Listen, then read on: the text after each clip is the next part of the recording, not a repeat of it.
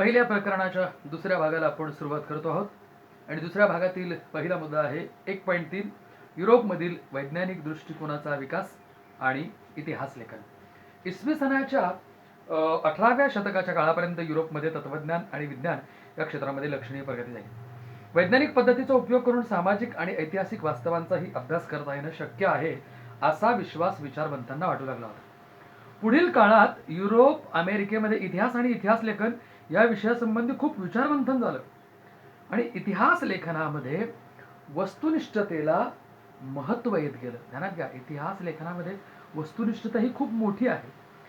18व्या शतकाच्या आधी युरोपमधील विद्यापीठामध्ये सर्वत्र ईश्वरविषयक चर्चा आणि तत्संबंधीचे तत्वज्ञान या विषयांनाच अधिक महत्त्व दिलं गेलं होतं. परंतु हे चित्र हळूहळू बदलू लागलं. इसवी सन, अधोरेखित करा, त्या ठिकाणी अंडरलाईन करा पुस्तकामध्ये, 1737 मध्ये जर्मनीमधील गॉटिंगेन विद्यापीठाची स्थापना झाली आणि या विद्यापीठात प्रथम इतिहास या विषयाला स्वतंत्र स्थान प्राप्त झालं. आणि पुढे अधोरेखित करा, त्या पाठोपाठ जर्मनीमधील इतर विद्यापीठ ही इतिहासाच्या अभ्यासाची केंद्र बनली. तर या ठिकाणी आपल्याला या मुद्द्यामध्ये एक गोष्ट समजली की जर्मनीमध्ये सर्वात प्रथम इतिहासाच्या विद्यापीठाची स्थापना झाली. गॉटिंगेन हे विद्यापीठाचं नाव त्यांनी सांगितलेलं आहे. कालावधी 1737 सांगितलेला आहे आणि या विद्यापीठात प्रथमच, म्हणजे जर्मनीतल्या गॉटिंगेन विद्यापीठात प्रथमच इतिहास या विषयाला स्वतंत्र स्थान प्राप्त झालं. जसं आपल्या अभ्यासक्रमामध्ये आता 10वीच्या अभ्यासक्रमामध्ये इतिहास आहे, 11वी 12वी पर्यंत कला शाखेला इतिहास शिकवला जातो आणि त्यानंतर ज्ञानशाखा बदलल्या जातात. परंतु प्राथमिक शिक्षणामध्ये, माध्यमिक शिक्षणामध्ये आणि उच्च माध्यमिक शिक्षणामध्ये इतिहास आहे. मात्र त्यावेळी त्या काळामध्ये विद्यापीठ पातळीवर जो इतिहास विषय आला तर तो 1737 मध्ये जर्मनीमधील गॉटिंगेन या विद्यापीठामध्ये, आणि मग त्या पाठोपाठ जर्मनीमधील इतर विद्यापीठ ही इतिहासाच्या अभ्यासाची केंद्र बनली. पुढचा मुद्दा आहे 1.4 महत्त्वाचे विचारवंत. या पहिल्या प्रकरणामध्ये तुम्हाला अनेक विचारवंतांची नावं वाचायला मिळणार आहेत, त्या विचारवंतांनी लिहिलेली पुस्तकं वाचायला मिळणार आहेत. तुम्हाला हे सगळं लक्षात ठेवायचं आहे. कृतीपत्रिकेमध्ये तुम्हाला विचारवंत, त्यांच्या पुस्तकाचं नाव, विचारवंत, त्यांचं कार्य, विचारवंत, त्याच्या देशाचं नाव, अचूक म्हणजे चुकीची जोडी ओळखा याचं अचूक उत्तर तुम्हाला लिहिता आलं पाहिजे. किंवा रिकाम्या जागांचा जो प्रश्न आहे की ज्याला आपण म्हटलेलं आहे की अचूक पर्याय निवडून किंवा योग्य पर्याय निवडून विधान पूर्ण करा, तर त्यावेळी सुद्धा या विचारवंतांची पुस्तकं आणि त्यांचं नाव, त्यांचा देश हे महत्त्वाचं आहे. म्हणून तुम्हाला अतिशय काळजीपूर्वक यांच्या सनावळ्यांचा अभ्यास करावा लागणार आहे, वाचावं लागणार आहे आणि लक्षात ठेवायला लागणार आहे. मुळात इतिहास विषयाचा अभ्यास करत असताना केवळ घोकमपट्टी करून चालत नाही, तर काहीतरी सूत्र तुम्हाला लक्षात ठेवावा लागतो. कीवर्ड ज्याला आपण म्हणतो तो लक्षात ठेवणं गरजेचं असतं आणि तो जर लक्षात आला तर अचूक उत्तर लिहिणं तुम्हाला सोपं जाईल. पुढे जाऊया. इतिहास लेखनाचे शास्त्र विकसित होण्यात अनेक विचारवंतांचा हातभार लागला. त्यातील काही महत्त्वाच्या विचारवंतांची आपण माहिती घेणार आहोत. पहिला आहे रेने देकार्ता.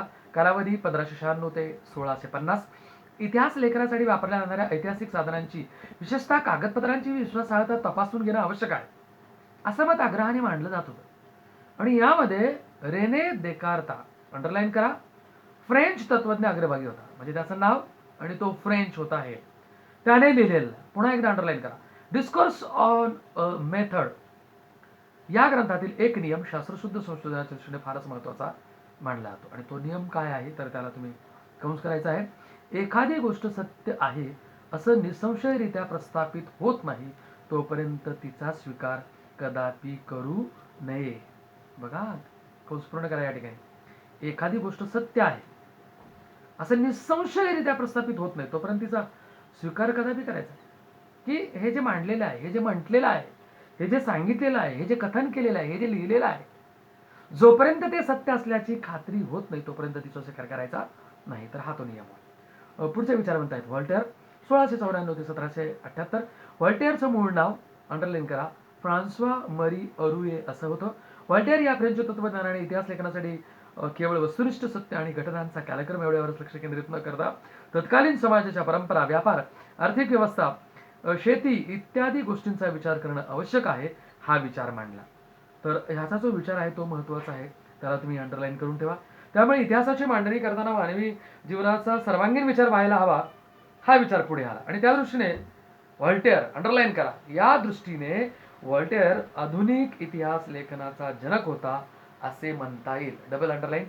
कृतीपत्रिकेमध्ये हा प्रश्न नेहमी विचारला जातो की व्हॉल्टेअरला आधुनिक इतिहास लेखनाचा जनक म्हणतात. कारण स्पष्ट करा, तेव्हा तुम्हाला हे स्पष्टीकरण त्या ठिकाणी द्यायचं आहे. पुढचा मुद्दा, जॉर्ज विल्यम फ्रेडरिक हेगेल 1770 ते 1831 या जर्मन तत्वज्ञानी ऐतिहासिक वास्तव तर्कशुद्ध पद्धतीने मांडले गेलं पाहिजे यावर भर दिला. इतिहासातील घटनाक्रम प्रगतीचे टप्पे दर्शवणारा असतो. त्याचबरोबर इतिहासाची मांडणी इतिहासकाराला वेळोवेळी उपलब्ध होत असलेल्या पुराव्यानुसार बदलत जाणं स्वाभाविक असतं, असं प्रतिपादन त्याने केलं. कोणी केलं तर जॉर्ज विल्यम फ्रेडरिक हेगेल यांनी केलेलं आहे. त्याच्या विवेचनामुळे इतिहासाच्या अभ्यास पद्धती विज्ञानाच्या पद्धतीपेक्षा वेगळ्या असल्या तरी त्या कमी प्रतीच्या नाहीत, अशी अनेक तत्वज्ञांची खात्री पडली. अंडरलाईन करा. त्याच्या पुस्तकाचं नाव आहे एन्सायक्लोपीडिया ऑफ फिलॉसॉफिकल सायन्सेस. या ग्रंथामध्ये त्याची व्याख्यानं आणि लेख यांचं संकलन आहे. हेगेलने लिहिलेलं, पुन्हा या पुस्तकाला अंडरलाईन करा, रिझन इन हिस्ट्री हे पुस्तक प्रसिद्ध आहे. तिथे पुढे एक चौकन आहे, जाणून घ्या.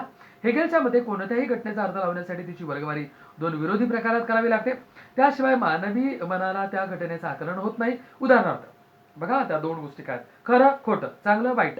या पद्धतीला अंडरलाईन करा, द्वंद्ववाद, डायलेक्टिक्स असं म्हटलं जातं. या पद्धतीत प्रथम एक सिद्धांत मांडला जातो, त्यानंतर त्या सिद्धांताला छेद देणारा प्रतिसिद्धांत मांडला जातो.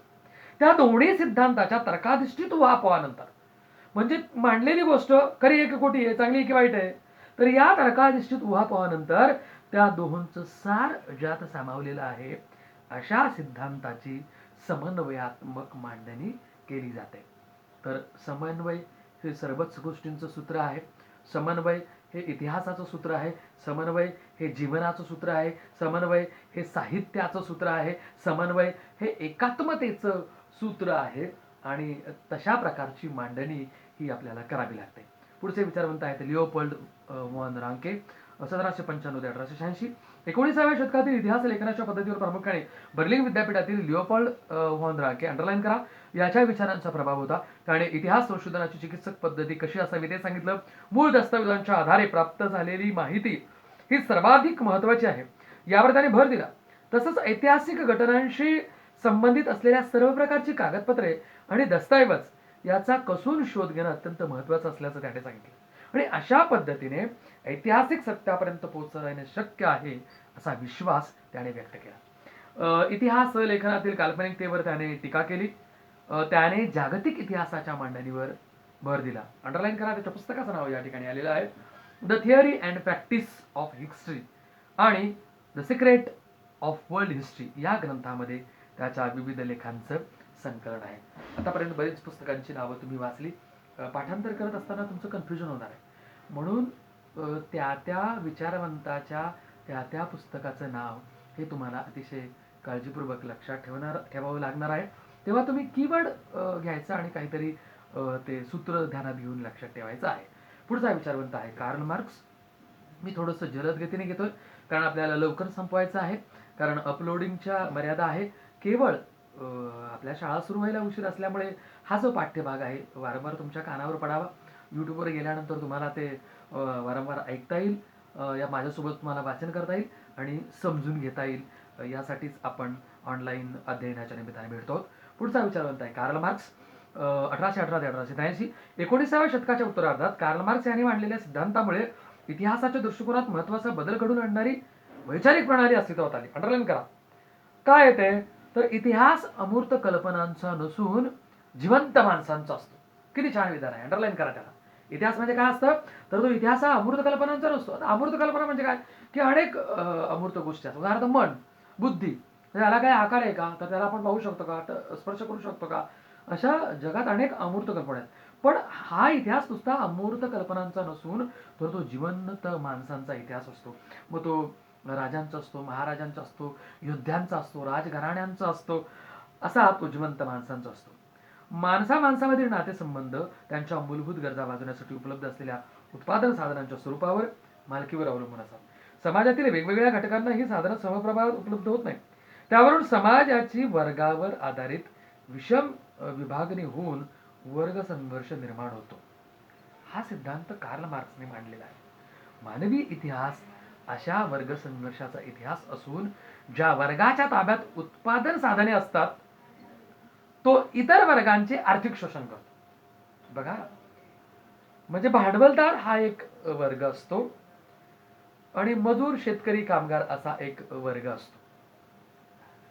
मग ज्या वर्गाच्या ताब्यात उत्पादनाची साधनं असतात तो इतर वर्गाचं आर्थिक शोषण करतो, अशी मांडणी कार्ल मार्क्सने केली. आणि त्याच्या ग्रंथाचा या ठिकाणी उल्लेख केलेला आहे, ते म्हणजे त्याचा दास कॅपिटल, अंडरलाईन करा, हा ग्रंथ प्रसिद्ध आहे. पुढचा मुद्दा आहे एनल्स प्रणाली. 20व्या शतकाच्या सुरुवातीस फ्रान्समध्ये एनल्स नावाने ओळखली जाणारी इतिहास लेखनाची प्रणाली उदयाला आली. एनल्स प्रणालीमुळे इतिहास लेखनाला एक वेगळीच दिशा मिळाली. इतिहासाचा अभ्यास फक्त राजकीय घडामोडी, राजे, महान नेते आणि त्या अनुषंगाने राजकारण, मुत्सद्देगिरी, युद्धे याच्यावर केंद्रित न करता तत्कालीन हवामान आणि स्थानिक लोक, शेती, व्यापार, तंत्रज्ञान, दळणवळण, संपर्काची साधने, सामाजिक विभागणी आणि समूहाची मानसिकता या विषयांचा अभ्यास करणंही महत्त्वाचं मानलं जाऊ लागलं. तर या ठिकाणी तुम्ही एक कंस करायचा आहे, इतिहासाचा अभ्यासपासून तर अभ्यास करणं ही महत्त्वाचं मानलं जाऊ लागलं इथपर्यंत. एनएल्स प्रणाली सुरू करण्याचं आणि तिचा विकास करण्याचं श्रेय फ्रेंच इतिहासकारांना जातं. तर हे पण अधोरेखित करून ठेवा. शेवटचे 2 मुद्दे आपण 5 मिनिटांमध्ये पूर्ण करतो आहोत. स्त्रीवादी इतिहास लेखन अतिशय महत्त्वाचा मुद्दा आहे या प्रकरणातील. आतापर्यंतच्या वेगवेगळ्या प्रश्नपत्रिकांमधून, मग ती 6 माहीची कृतीपत्रिका असेल, पूर्वपरीक्षेची कृतीपत्रिका असेल, बोर्डाची कृतीपत्रिका असेल, तर यामध्ये या प्रश्नाला खूप मोठ्या पद्धतीने स्थान मिळालेलं आपल्याला पाहायला मिळतं. मुद्दा बघूया, स्त्रीवादी इतिहास लेखन. आता तुम्हाला 2 स्त्रीवादी इतिहास लेखन पाहायला मिळतील. आपण जगाचा इतिहास पाहतो त्यामुळे हे जगाच्या दृष्टीने आहे, आणि दुसऱ्या प्रकरणामध्ये भारताचा इतिहास आपण पाहणार आहोत तर ते भारताच्या दृष्टीने आहे. तर स्त्रीवादी इतिहास लेखन म्हणजे स्त्रियांच्या दृष्टिकोनातून केलेली इतिहासाची पुनर्रचना. अंडरलाईन करा. सीमा दी बोवा या फ्रेंच विदुषीने स्त्रीवादाची मूलभूत भूमिका सिद्ध केली. स्त्रीवादी इतिहास लेखनामध्ये स्त्रियांचा अंतर्भाव करण्याबरोबर इतिहास लेखनाच्या क्षेत्रातील पुरुषप्रधान दृष्टिकोनाचा पुनर्विचार करण्यावर भर दिला गेला. त्यानंतर स्त्रियांच्या आयुष्याशी निगडीत